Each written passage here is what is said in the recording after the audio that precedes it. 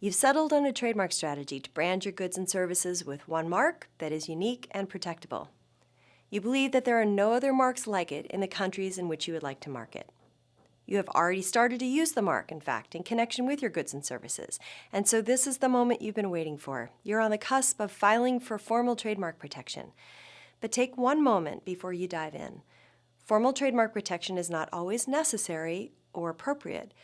Yes, it's a relatively inexpensive and quick process to register a trademark, at least as compared to patent, but there are many, many marks that go abandoned in the United States because they never should have been filed in the first place. So ask yourself a few questions before you file that application.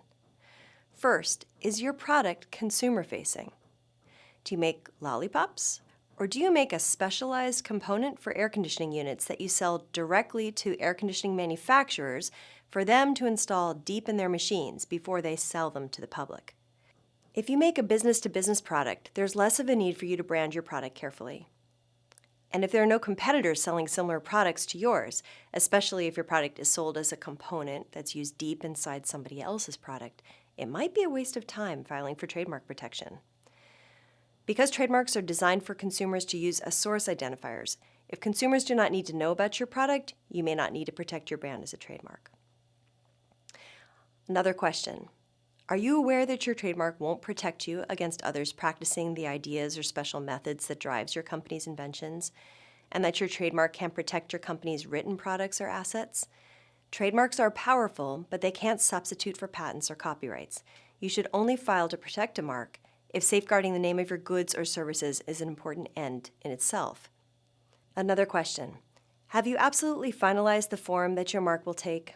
Whether it's going to be a word mark, or a design mark, or a word mark plus design, and have you started or will you soon start to use the mark in commerce?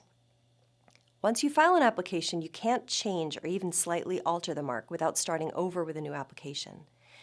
And you can't get rights until you are actually using the mark in commerce, since the United States is a use-based jurisdiction.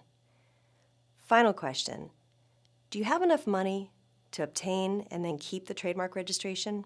It's going to cost from several hundred to several thousands of dollars to file your trademark application, and it will cost more money at the 5-year and 10-year mark after registration and then every 10 years thereafter for the whole remainder of the trademark's life.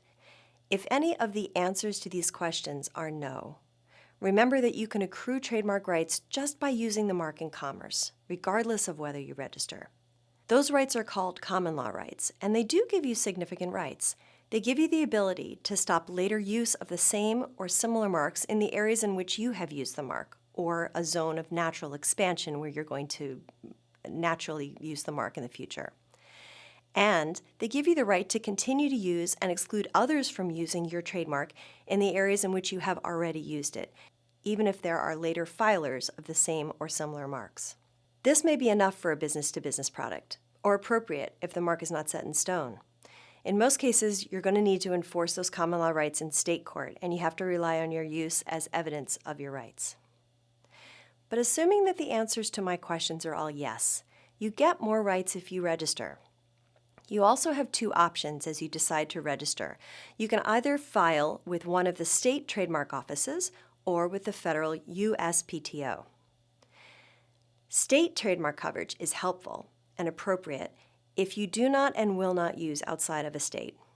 It gets you more rights than you receive from common law use alone. An example of a good candidate for a state trademark might be a small mom-and-pop pizza parlor. Unless the parlor is selling pizzas across a state border in another state, they would likely not engage in interstate commerce, which is a requirement to file for federal trademark rights.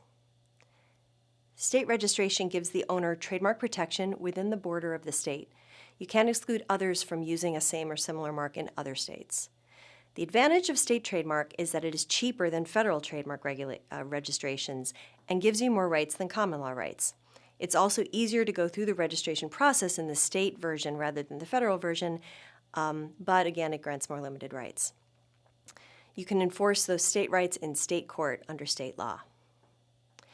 Your final option is to federally register with the USPTO.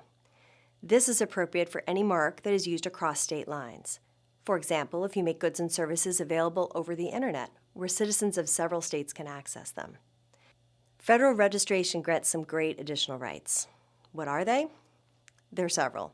One, the right to use the encircled R after your name, which is great because it helps to deter others from using your mark.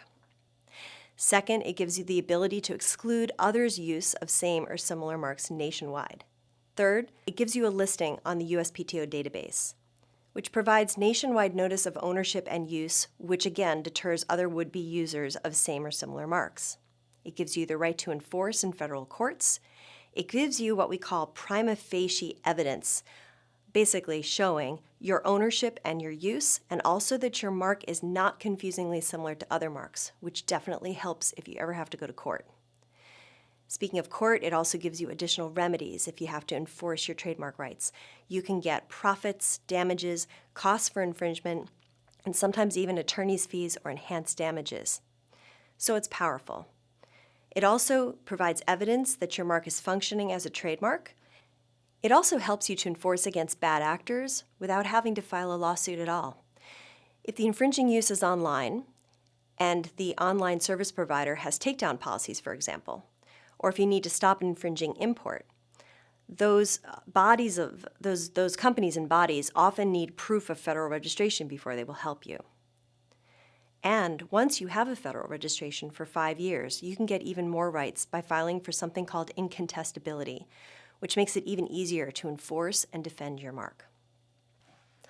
All in all, common law rights grant some protection, state registration grants more protection, and federal registration grants the most comprehensive rights. If you have the right kind of branding that is appropriate to protect through registration at all, and you make your goods and services available across state lines, it's likely worth it for the additional rights you get to apply for federal registration.